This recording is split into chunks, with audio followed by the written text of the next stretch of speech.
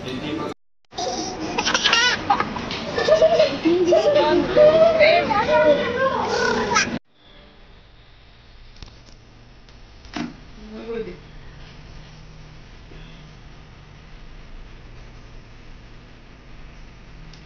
ఎంత పెద్ద ఆకులు వచ్చాయి. స్లోగా స్లోగా నార్మల్గా పెట్టు.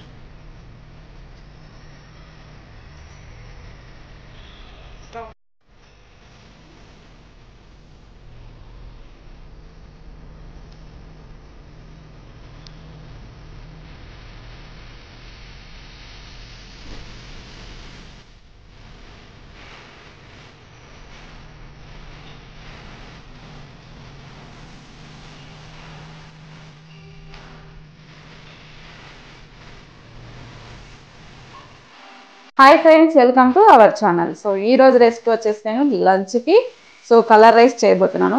చాలా సింపుల్ ప్రాసెస్, చాలా బాగుంటుందండి, తొందరగా ప్రిపేర్ చేసుకోవచ్చు. ఈ కలర్ రైస్ కాంబినేషన్లో ఈరోజు ఆలు అండ్ కాలీఫ్లవర్ రెండు కాంబినేషన్లో కర్రీ చేస్తున్నాను అనమాట. So super duper combination. So అద్భుతంగా ఉంటుంది ఈ రెండింటి కాంబినేషన్లో. సో ఈరోజు లంచ్ వచ్చి నోట్లో ఉంది అడుగుతుంది, నోట్లో కొబ్బరి నూనె పెట్టుకున్నా ఫ్రెండ్స్. సో అందుకే కొంచెం మాటలు తడబడుతూ వస్తున్నాయి అనమాట. సో డైట్ చేస్తున్నాను, మళ్ళీ నోట్లో కొబ్బరి నూనె ఉండడం వల్ల క్యాండీ టైప్లో ఉంది కాబట్టి సరే అలాగే మాట్లాడదాం అనుకున్నా. అది కొంచెం కొంచెం మెల్ట్ అవుతుంది. కట్ చెయ్యి. ఈ రెండిటి కాంబినేషన్ ఈరోజు మా లంచ్ అనమాట. సో ఫస్ట్ నేనైతే మన చెట్టుకు ఇందాక చూసారు కదా, సో చెట్టుకు కాసిన పుదీనా నేను ఎలా చేశానంటే, ఈ పుదీనా మనం ఒకసారి మార్కెట్లో మామూలుగా పుదీనా కట్ట తీసుకొస్తాం కదండి, దానికి ఉన్న ఆకులన్నీ ఒలిచేసి అవి పడేస్తూ ఉంటాం కదా. సో అలా పడేయకుండా వాటికి లైట్గా వేర్లు ఉంటాయి. సో అవి మాత్రం కలెక్ట్ చేసుకొని ఒక కట్టెలాగా గుత్తిలాగా కట్టేసుకోవాలి. దారంతో కట్టేస్తే అవి కొంచెం మనకి అన్నీ ఒక లెవెల్కి వస్తాయి అన్నమాట. కింద ఏర్లు, ఈ కాడలు ఇవన్నీ కూడా ఒక కుచ్చులాగా ఒక లెవెల్లో ఉంటాయి. అవి తీసుకెళ్ళి మనం కుంపట్లో కొంచెం లోపలికి బూట్ చేస్తే అవి ఇంకా కంటిన్యూగా పెరుగుతూనే ఉంటాయి అన్నమాట. సో మా పుదీనా కూడా అలాగే అన్నమాట. రెండిటిలో వేసాను, నేను 2 కుంపట్లో వేసాను, అది వస్తూనే ఉంది. సో నాకు ప్రతిరోజు గ్రీన్ టీలోకి కూడా నేను ఒక పుదీనా లీఫ్ వేసుకొని తాగుతూ ఉంటాను. సో అందుకోసం నేను ఇంట్లోనే తెలుసుకున్నాను. సో చాలా పెద్దవి వచ్చాయి, మంచి ఫ్లేవర్ అనమాట. సో చాలా డార్క్ కలర్లో వస్తున్నాయండి, చాలా హెల్దీగా పెరుగుతుంది పుదీనా కూడా. సో ఇంకా లేట్ చేయకుండా రెసిపీ అనేది స్టార్ట్ చేసేద్దాం. ఇవి కూడా చూపిస్తా. సో ఆ వీడియో స్టార్ట్ చేసే ముందు మీకు ఒక ప్రోడక్ట్ చూపించాలి. సో ఇవి నేను అమెజాన్లో తీసుకున్నానండి, అద్భుతంగా ఉన్నాయి, చాలా ఈజీగా కట్ అయిపోతున్నాయి. సో మంచి షేప్లో అయితే చాలా షార్ప్గా ఉన్నాయి, జాగ్రత్తగా చూసుకోవాలి. సో ఇవి వచ్చేసి 600 ఏమో అనుకుంటా, అమెజాన్లో ఉంటాయి చూడండి.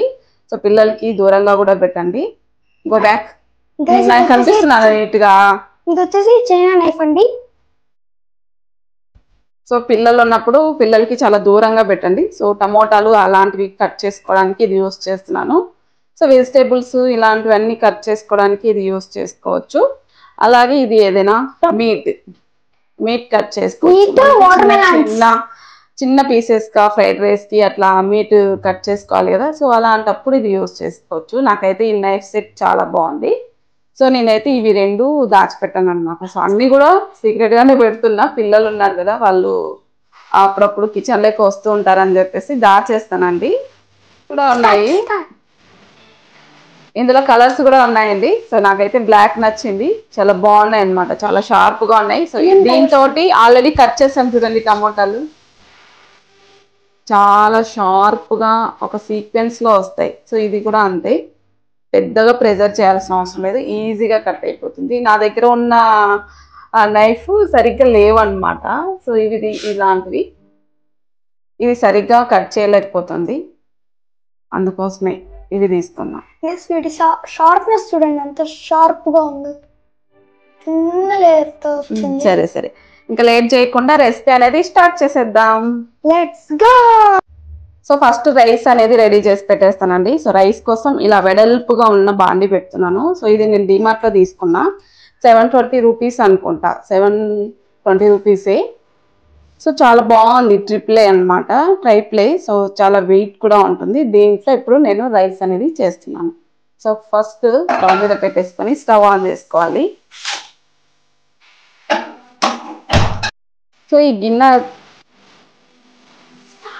ఈ బాండి బాగా వేడైపోయింది. ఇప్పుడు ఇందులో మనం 3 టేబుల్ స్పూన్ వరకు ఆయిల్ వేసుకోవాలి. ఆల్రెడీ రైస్ నానబెట్టి పెట్టేసానండి. 2 గ్లాసుల రైస్ తీసుకుంటున్నాను. సో కొంచెం ఇలాంటి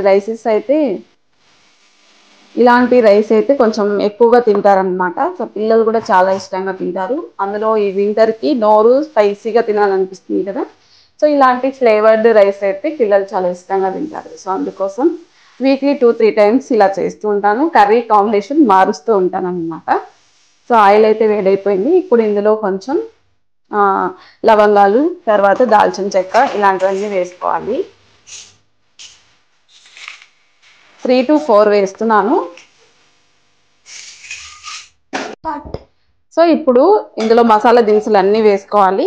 ఇవి కొంచెం ఫ్రై అయిన తర్వాత సో ఇందులోని మనం కట్ చేసి పెట్టుకున్న ఆనియన్, పచ్చిమిర్చి 2 కూడా వేసేస్తున్నాను.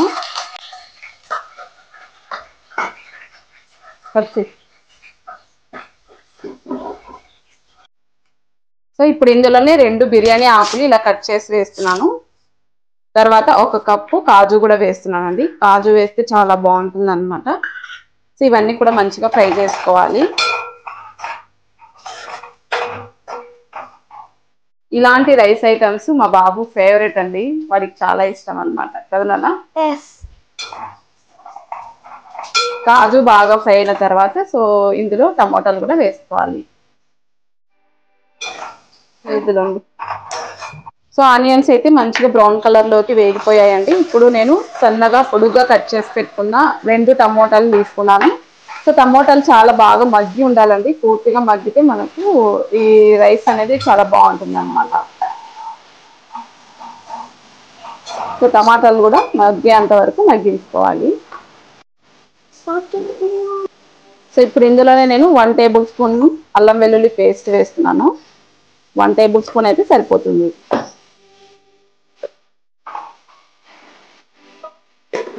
టమోటాలు కూడా బాగా మగ్గిపోయాయండి. ఇప్పుడు మనం కట్ చేసి పెట్టుకున్న పుదీనా, కొత్తిమీర వేసుకోవాలి.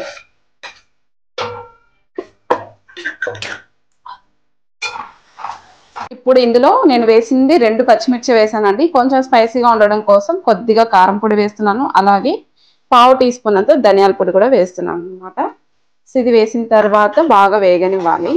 ఇంకా పుదీనా కూడా వేగాలి కాబట్టి సో పుదీనా వేసిన తర్వాత వెంటనే వేసేసుకుంటే ఇవి కూడా మంచిగా పచ్చివాసన లేకుండా బాగా వేగిపోతాయి అన్నమాట. మంచి స్మెల్ వస్తుంది కదా. సో ఇది బాగా వేగిన తర్వాత ఇంకా వాటర్ వేసేసుకొని ఎసురు బాగా మరగనివ్వాలండి.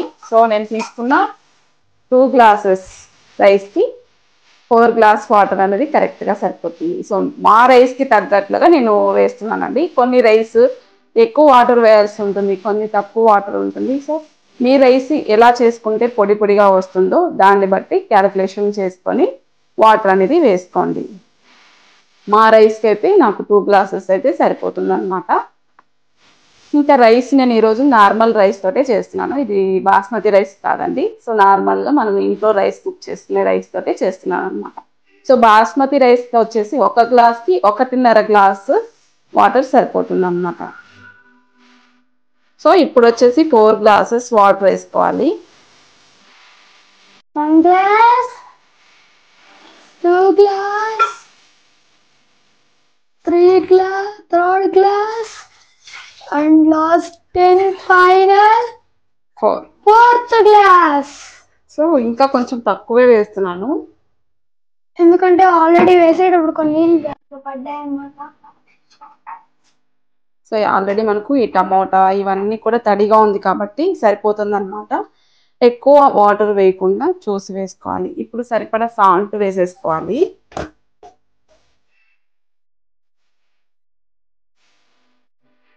సాల్ట్ వేసేసి మిక్స్ చేయాలన్నమాట.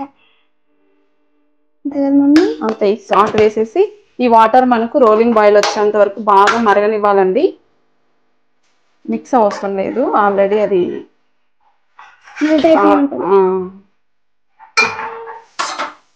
ఇప్పుడు మంట హై ఫ్లేమ్లో పెట్టుకొని ఎసురు బాగా మరిగేంత వరకు మరిగించుకోవాలి. సో ఎసురు చూడండి బాగా ఇలా మరగాలన్నమాట. సో ఇలా మరుగుతున్నప్పుడు మనం ఇందులో రైస్ నానబెట్టి పెట్టాం కదా,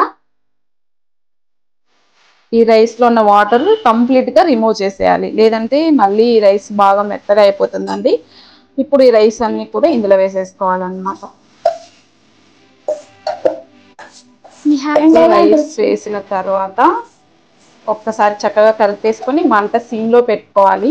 హై ఫ్లేమ్లో పెట్టుకుంటే మనకి ఎసరు అంతా కూడా పొంగిపోతుంది అనమాట. సిమ్లో పెట్టేసి మూత పెట్టేస్తే 15 to 20 minutesలో రైస్ అనేది ఉడికిపోతుంది. సో చూడండి రైస్ వేసేసిన తర్వాత ఒకసారి ఇలా కలిపేసుకొని, మంట ఆల్రెడీ సిమ్లోనే ఉంది, సిమ్లో పెట్టిన తర్వాత ఇంకా మూత పెట్టేసి ఒక 20 minutes దాన్ని ఏమాత్రం కదిలించకుండా అలా వదిలేస్తే చక్కగా ఉడికిపోతుంది అనమాట. సో ఇంకా కర్రీ రెసిపీ వచ్చేసి నెక్స్ట్ వీడియో అప్లోడ్ చేస్తానండి. ఒకటే వీడియోలో కంటిన్యూషన్గా అప్లోడ్ చేస్తే వీడియో లెంత్ అనేది ఎక్కువైపోతుంది అనమాట.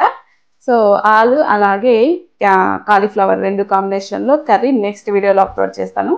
సో ఈ వీడియో మీకు నచ్చినట్లయితే తప్పకుండా మన ఛానల్ని మీరు అందరూ ఆదరిస్తారని అనుకుంటున్నాను. సో ఈ వీడియో మీకు నచ్చినట్లయితే లైక్ చేయండి, షేర్ చేయండి, సబ్స్క్రైబ్ చేసుకోండి, బెల్ ఐకాన్ కూడా క్లిక్ చేయండి. సో అదండి ఈరోజు వీడియో.